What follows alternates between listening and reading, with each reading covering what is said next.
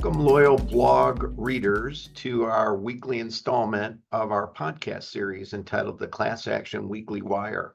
I'm Jerry Maatman, a partner at Duane Morris, and joining me today is Vice Chair of our Defense Practice Group in the class action space, Jennifer Riley of our Chicago and New York offices. Welcome, Jen. Great to be here, and thanks for having me. Today, we're discussing one of the biggest trends in the class action litigation space, involving settlement numbers and settlement amounts in class action litigation. Over the last 2 years, we've seen the highest numbers ever in the history of American jurisprudence. It's certainly true that settlement numbers have been through the roof. And so we're going to take a look at not only the last 2 years, but also the first 6 months of 2024. It's clear to us that we've certainly entered a new era of heightened risks and higher stakes in class action litigation. Jen, what's your take on the trends in this particular area? Thanks, Jerry. I agree completely. The numbers are just staggering.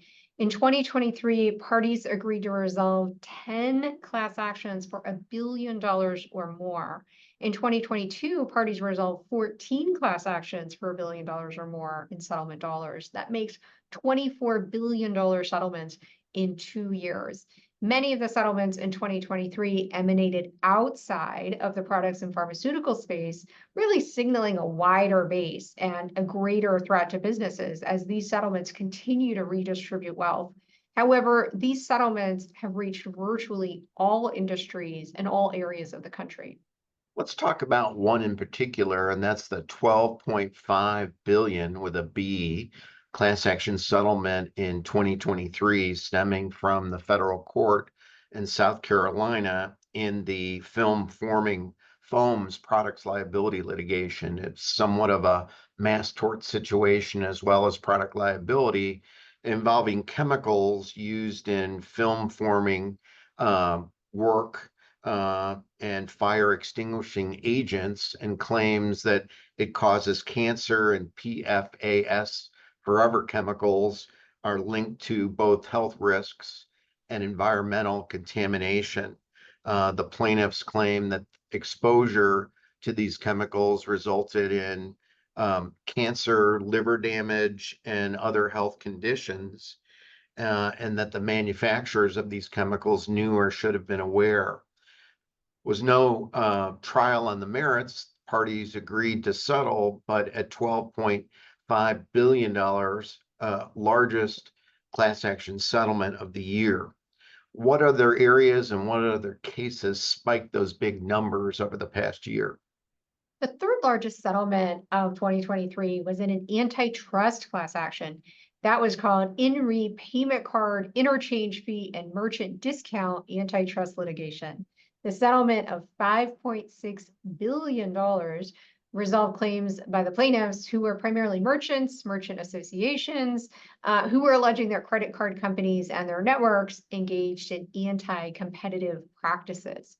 The core claim there was that the networks, Visa and MasterCard, conspired to fix interchange fees and to prevent competition, thereby inflating the costs for merchants. In particular, the plaintiffs alleged that Visa and MasterCard engaged in practices that restricted merchants from negotiating better terms or accepting competing payment methods. The plaintiffs claimed that those practices harmed competition by reducing the incentive for credit card networks to lower their fees or to improve their services. And they argued that this in turn led to higher costs for merchants, which were ultimately passed on to consumers. So as our readers know, we examine class action settlements every day. We track all the rulings, filings in every state court, in every federal court throughout the United States. And so we've done an analysis of settlements from January 1 through June 30. And we wanted to kind of preview what that looked like. And Jen, what do you think the numbers are showing, or the trend is showing, in comparing the first half of 2024 to what happened over the past 2 previous years? Great question, Jerry. So 2024 is looking to be another blockbuster settlement year. It might not be quite as robust as the past 2 years, but there are several settlements that already have been approved by the courts that hit that $1 billion benchmark. For example, in the consumer fraud space, a $1.5 billion settlement was announced in a case called Fitzgerald versus Wildcat, which is a class action alleging that around 2012 or 2013, a federally recognized Native American tribe began partnering with a non-tribal payday lender who entered into agreements that allowed them to oversee and collect on loans issued by lenders owned by the tribe.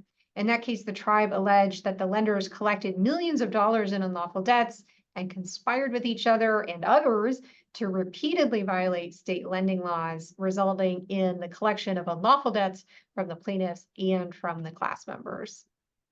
That's a really interesting settlement, certainly an incredibly interesting class action. Another one that is beginning to get play in the press involves a government enforcement action. Looks like a class action, basically functions like one involving the state of Texas suing Meta Platforms for privacy violations. And it looks like a settlement coming in at $1.4 billion. So given the size of some of these settlements, I agree that 2024 is shaping up to me even higher than the previous 2 years. So it's very clear that we're in a new era, a new zone in terms of the price of settlements, the expectations of plaintiffs, and the way the plaintiffs bar is pushing the numbers in terms of their theory to file, certify, and then monetize these class actions. Well, thanks so much, Jen, for your time and your expertise. And thank you to our loyal blog readers for listening in to this installment of our Class Action Weekly Wire. Thanks, and thanks everyone for joining us.